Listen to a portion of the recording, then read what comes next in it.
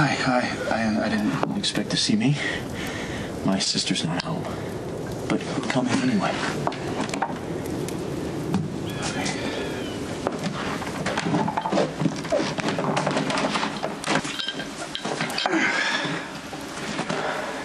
You know, we can discuss this like a couple of gentlemen.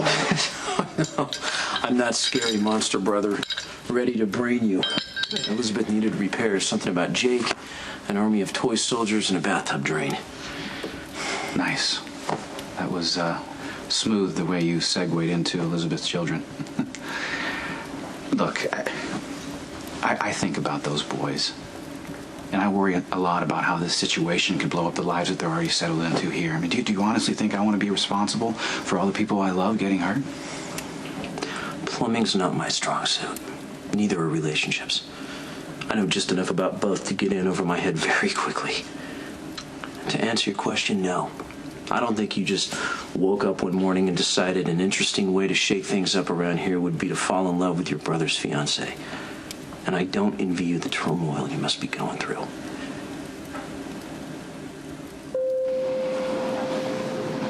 Elizabeth, I need to talk to you. Oh, actually, Mom, I'm waiting to see a patient. Yeah, this can't wait. Okay, yeah, what's going on? I saw Lucky last night. And he told me how he overheard Nikolas proclaiming his love to you, and he confronted him on it, and he didn't even try to deny it. Nikolas actually believes that he's in love with you. I know, and I feel really bad about the whole thing. That's really good to know, but I'm not concerned about your feelings. Lucky is a different story. Do you realize how flipped out he is about this? Okay, thank you for your concern or lack thereof, but really, this is none of your business. Actually, it is, since Lucky came to me thinking that I was covering for you. Again, like the time when you cheated on him with Jason. But you told him you weren't, because you had no idea what was going on, right? So you see, it's completely two different scenarios. Are they?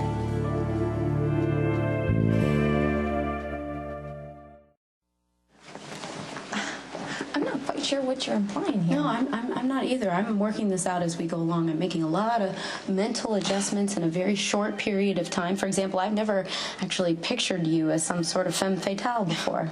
Please, I'm anything but. Oh, come on. You know what a rough time Nikolas has had since Emily died?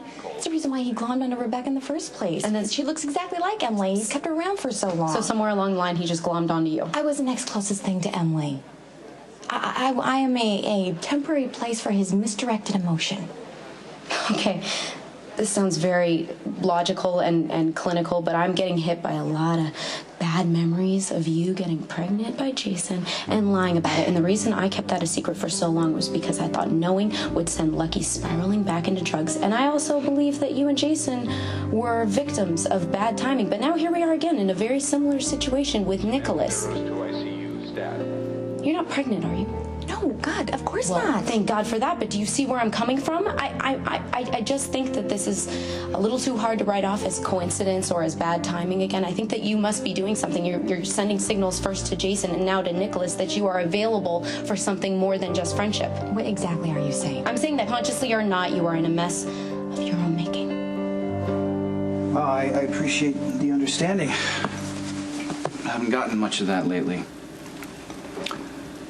I know it may not seem so at face value, but all I really want for Elizabeth is her happiness. I have no problem believing that. But you want her to be with Lucky, right? Oh, I wouldn't presume to think I know where or with whom my sister belongs. I mean, I like Lucky. He's been a vital part of my sister's life. And he loves her in a way that makes me believe. But there is a difference between love and obligation. People grow, they change. And sometimes another love comes along, a love you don't look for or expect. Maybe you have to see where it goes. Lucky may have to face that. Well, he shouldn't have to. I mean, I could have just left her alone. But I didn't. And I certainly can't claim ignorance. I had a front row seat to them falling in love and everything that they've had to go through to be together. That still hasn't stopped me, has it? Nope. I've been pursuing Elizabeth relentlessly, making her miserable in the process. I do know one thing, though. If the situations were reversed, Lucky would never do this to me.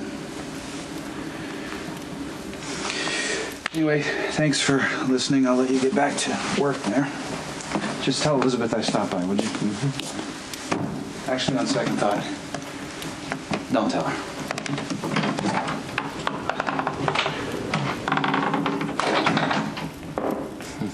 Hi, thank you. Plumbing problems are fixed. Wow. I even retrieved quite a few toy soldiers, none the worse for their journey. Oh, jeez. Put new batteries in the smoke detectors, and I even fixed the garbage Oh, disposal. my goodness, you're a godsend. Oh, and Nikolas stopped by, though I don't think he wants you to know. Did you guys fight? No, we actually had a fairly deep conversation. And if you ask me what it's about, I won't tell you. Okay. I guess I should be grateful he had someone to talk to. Who also happens to be a really awesome handyman. Not to mention your brother who loves you very much. I could use a little of that right now. Bad day?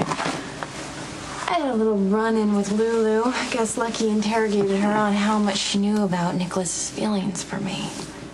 Lulu gave you a hard time. She wasn't all that sympathetic. She managed to just stop short of basically accusing me of leading him on. Which is pretty much what she thinks, and I can't even argue it because she has every right to think that. I can't even imagine all the hostility and judgment people are going to have towards me if they find out what's really going on. I'm just so tired of feeling guilty and wrong every single day. And I just don't think it's going to change anytime soon. I'm going to offer a suggestion. You're going to have to bear with me. I'm taking a circuitous route. Unless you want me to keep my opinions to myself. No, please. I want to hear anything you have to say. We were blessed and cursed with a pair of outward-focused, overachieving, save-the-world parents.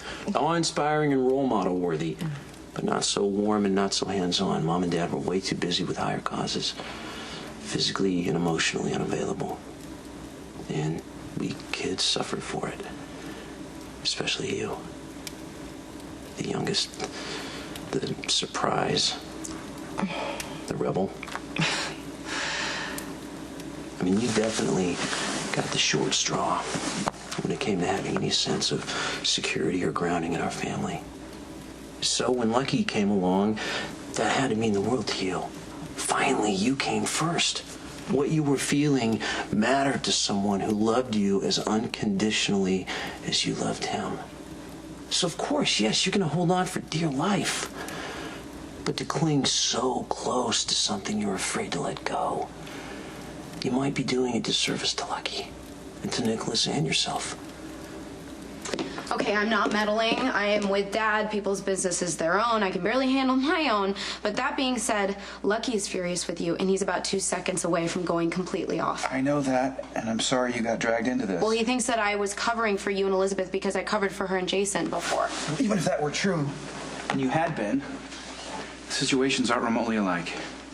Are you and Elizabeth reading from the same bad script? The same thing here is Lucky's betrayal, and the only villain that he can see in this piece is you.